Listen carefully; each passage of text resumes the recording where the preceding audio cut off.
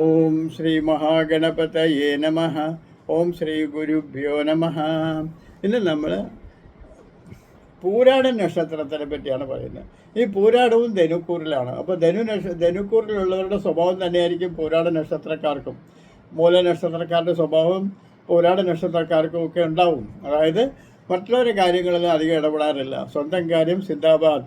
സ്വന്തം കാര്യം എന്ന് പറഞ്ഞാൽ അവരുടെ കാര്യം മാത്രമല്ല, അവരുടെ കുടുംബകാര്യം. അവരുടെ കുടുംബം എന്ന് വെച്ചാൽ അവരുടെ ഭാര്യ, അവരുടെ കുട്ടികൾ, അതുമാത്രം. അതിൽ കൂടുതലൊന്നും വേറെ ലോകമില്ല അവർക്ക്. പിന്നെ പൂരാട നക്ഷത്രക്കാർക്ക് സാമ്പത്തിക വളർച്ചയും കുടുംബ സൗഹൃദവും പുതിയ അവസരങ്ങൾ ലഭിക്കും.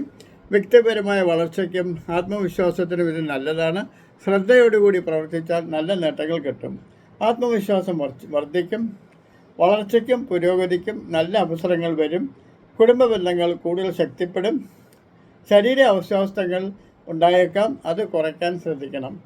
പ്രൊമോഷൻ ചിലപ്പോൾ ലഭിച്ചേക്കും, പക്ഷേ അതിലും വിഘ്നങ്ങൾ ഉണ്ടാവാനുള്ള സാധ്യതയുണ്ട്.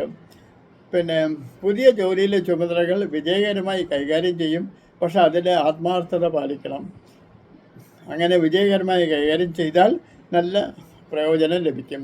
ബിസിനസ് മേഖലയിൽ ലാഭകരമായ ഇടപാടുകൾ വരും, പക്ഷേ അത് ശ്രദ്ധിച്ചു വേണം കാര്യങ്ങൾ കൈകാര്യം ചെയ്യാൻ. വിദേശ ജോലികൾ ആഗ്രഹിക്കുന്നവർക്ക് ചിലപ്പോൾ അവസരങ്ങൾ ലഭിച്ചെന്ന് വരും. സംഘടനാ കഴിവുകൾ, അതായത് പോളിറ്റിക്സിലുള്ളവർക്ക് സംഘടനാ കഴിവുകൾ മെച്ചപ്പെടാൻ സാധ്യതയുണ്ട്. പക്ഷെ ചിലപ്പോൾ കുടുംബത്തെ അവഗണിക്കാനായിട്ട് ചിലപ്പോൾ തോന്നിയേക്കുമെങ്കിലും അവരുടെ സ്വഭാവം സ്വന്തം കുടുംബത്തെ അവഗണിക്കാറില്ല. ചിലപ്പോഴൊക്കെ ദേഷ്യത്തിലൊക്കെ ഇങ്ങനെ തോന്നിയേക്കാം, പക്ഷെ എന്നാലും കുടുംബത്തെ അവഗണിക്കാതിരിക്കണം. എന്തെങ്കിലും തോന്നലുണ്ടെങ്കിലും അത് സാധാരണഗതി മാറ്റിയെടുക്കണം. പിന്നെ സഹപ്രവർത്തകരുമായി നല്ല ബന്ധം സ്ഥാപിക്കണം. സമ്പത്ത് വർദ്ധിക്കാൻ സാധ്യതയുണ്ട്. നിക്ഷേപം അനുകൂലമായ ഫലങ്ങൾ നൽകിയേക്കാം. ഉദ്ദേശിച്ചതിനേക്കാൾ അധിക വരുമാനം ഈ വർഷം ഉണ്ടായേക്കാം. ചെലവുകളിൽ നിയന്ത്രണം ആവശ്യമാണ്.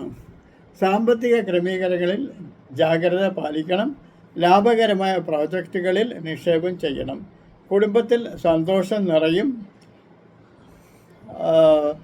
വിവാഹ അഭിലാഷം ചിലപ്പോൾ നടന്നേക്കും.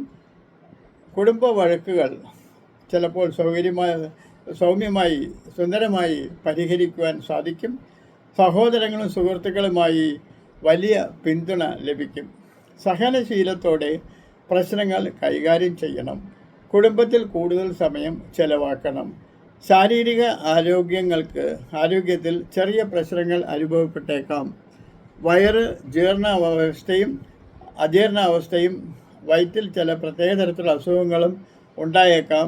ചിലപ്പോൾ വയറ്റിൻ്റെ സ്പെഷ്യലിസ്റ്റൊക്കെ കാണേണ്ടി വന്നേക്കാം. മാനസിക സമ്മർദ്ദം കുറയ്ക്കാൻ ധ്യാനം പ്രയോജനപ്പെടും. സൗന്ദര്യ പരിചരണത്തിൽ സ്വന്തം ആരോഗ്യ പ്രശ്നത്തിൽ താല്പര്യം വർദ്ധിക്കും. പിന്നെ സ്വന്തം സൗന്ദര്യത്തിലും താല്പര്യം വർദ്ധിക്കും. ആരോഗ്യപരമായ ഭക്ഷണശീലങ്ങൾ പാലിക്കണം.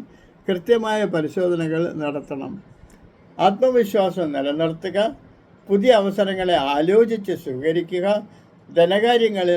ധനകാര്യ കാര്യങ്ങളിൽ സൂക്ഷ്മത പാലിക്കുക. ആരോഗ്യപരമായ പതിവുകൾ ശീലമാക്കുക. സാധാരണഗതിയിൽ നിങ്ങൾ ചെയ്യുന്നത് പോലെ തന്നെ മറ്റുള്ളവരുടെ കാര്യങ്ങളൊന്നും ഇടപെടാതെ അവരവരുടെ കാര്യം നോക്കി തന്നെ ഇരിക്കുക നല്ലത് തന്നെയാണ്. കാരണം നിങ്ങളെ കൊണ്ട് ആർക്കും ഒരു ദോഷവും ഉണ്ടാകത്തില്ല. നിങ്ങൾക്കധികം വിരോധികളും കാണാനുള്ള സാധ്യത വളരെ കുറവാണ്, നിങ്ങൾ ആരുടെ കാര്യത്തിൽ ഇടപെടാത്തതുകൊണ്ട്. അതുപോലെ തന്നെ ഇത്തവണയും അങ്ങനെ തന്നെ ഇരിക്കുക. പിന്നെ പൂരാട നക്ഷത്രക്കാർക്ക് വിജയകരമായ ഒരു വർഷം വരട്ടെ എന്ന് ആശംസിച്ചുകൊണ്ട് നിർത്തുന്നു.